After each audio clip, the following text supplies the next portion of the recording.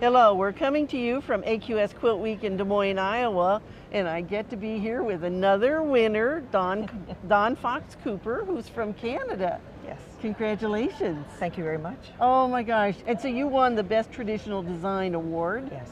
What a beautiful quilt. Thank you very much. Do you know, the one thing as I've walked around the show that people talk about when they walk through this winner's circle is the yellow background. What made you choose yellow for the background? I've used yellow in several quilts over the last few years, and I really like the way that it makes the other colors pop. I've used dark backgrounds as well, but I still like the yellow. I've done a number of yellow quilts now. Well, the other thing is, it's a little bit different than Yes. most of the other quilts, Yes. isn't it? Yeah. All right, so tell us about the pattern and where you got the inspiration to make it. This was a block of the month that was released as a free pattern from Esther Aliu, who's an Australian designer. And it was released over a year and a half, I believe. And each band of borders was 1 month. And I struggled very much to keep up, and I just couldn't keep up. So it took me over 2 years to get the applique and that sort of thing all done on it. Okay. And then it took me probably close to a year to do the quilting on it. And so did you choose your own colors and own fabrics then for the quilt? Yes, the quilt was drafted up from a small black and white design in a book that she had seen, and we never did get to see the original quilt. The owners of it didn't want to have it photographed. She was hoping if she could locate it that they would allow her to photograph it, but no. So there was a wide variety of colors of the people that were participating in the block of the month. Well, I mean, we just have to talk about some of the borders on this quilt because from this little zigzaggy, okay, and so not only did you do it once, but you did it twice, right? 3 times. Oh, 3 times. Oh, on the outside edge. Yes, you did. Yeah.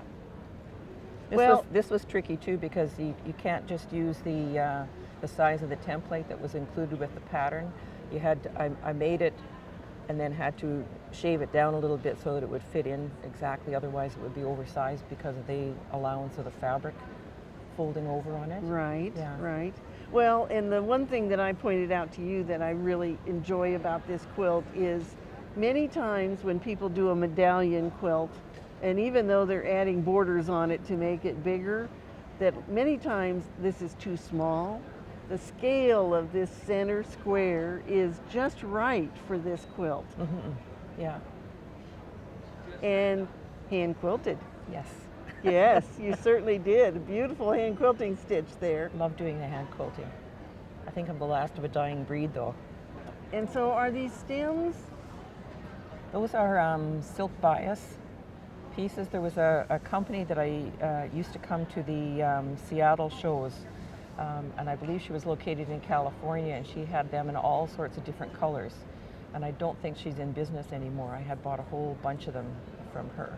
I mean, what is that? Like a 1/16 of an inch? Less than an 1/8 of an inch, Yeah, I believe, isn't yeah. it? It's quite tiny. The Yeah. reason I ask about that is, to me, it looked like you might have done embroidery stitch. Oh, yes. That would be about that wide, but it isn't. It's actually a bias piece Yeah. of fabric. Yeah. It comes as a little tiny tube. Well, it certainly is a beautiful quilt. So what part of it was the most challenging to physically do?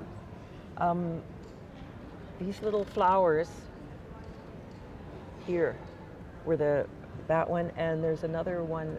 No, that's not it. There's another one that's got ones that are slightly smaller than that in it.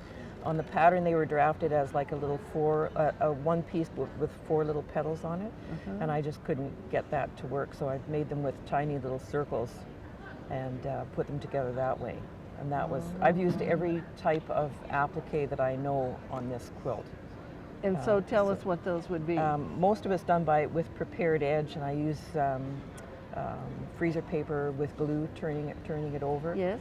And but I've also used with a template on the top, like a label paper on the top, and turned the edges under. And then did the turn under. Yeah. And there's some that are just plain needle turned as well, especially some of the smaller items where you haven't got any room to work with the paper. Well, it's a very beautiful quilt, and Thank you very much. congratulations again on Thank winning you. the best traditional design. It's been very exciting for me. Well, and I hope that we'll see you. You have entered before, right? Yes, yes. And so, have you have a new quilt in the works?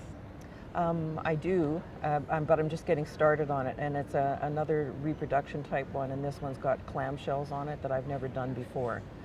So I have made up 840 clamshells ready to start. That you have all putting them turned under, right? all ready to go. People don't realize that that's part of it, is all Yes. that preparation Yeah. before you get to do a lick Yeah. of stitching on Once, the quilt. once the preparation takes more time than it does to actually do the stitching, because once you've got that done, then the stitching goes relatively quickly with the applique, if you're not doing the turned edge as you go. Well, with the and doing prepared all edge. that preparation in advance, when you actually start stitching on a piece of the quilt, it's like, oh, I begin to see something happen, Yes. right? There's a lot of time to get to that point where you actually see any results of what you've done. Yes. That's right. Yeah. Well, congratulations again. Thank you very much. And we hope that you'll enter a quilt, because you can't win if you don't enter. The videos for AQS are on youtube.com/QuiltTV. That's the AQS channel on YouTube. And just click on the Des Moines 2022 show and you'll get to see all the videos that we do here this week. We hope that you'll come visit us at an AQS Quilt Week sometime soon.